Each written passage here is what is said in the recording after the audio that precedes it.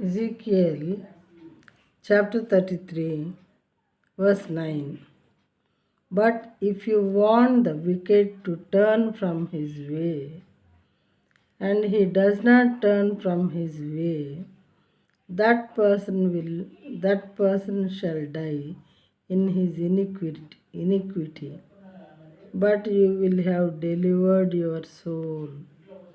అయితే ఆ దుర్మార్గుడు తన దుర్మార్గతను విడువవలెనని మళ్ళొకసారి చదువుతాను. అయితే ఆ దుర్మార్గుడు తన దుర్మార్గతను విడువవలెనని నీవు అతనిని హెచ్చరిక చేయగా, అతడు తన దుర్మార్గతను విడువని ఎడల అతడు తన దోషమును బట్టి మరణము నొందును, కానీ నీవు నీ ప్రాణము దక్కించుకుందువు. అతడు చేసేటటువంటి దుర్మార్గతను విడిచిపెట్టమని నీవు హెచ్చరిక చేసినప్పుడు అతడు తన దుర్మార్గతను విడువని ఎడల తన దోషమును బట్టి మరణము నొందును. తను చేసేటటువంటి దోషాలను బట్టి తను మరణం అవుతాడు, నువ్వు చెప్పినా వినకపోతే.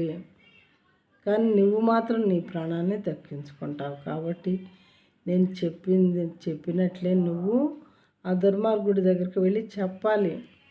వాడు ఆ దుర్మార్గతని తప్పించుకోవాలనుకోవటం, తప్పించుకోవద్దు అనుకోవటం వాడిష్టం.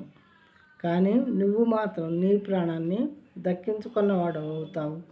నేను చెప్పిన మాటలను చెప్పినట్టే అతనికి చెప్పినట్లయితే అని దేవుడు చెప్పుతున్నారు.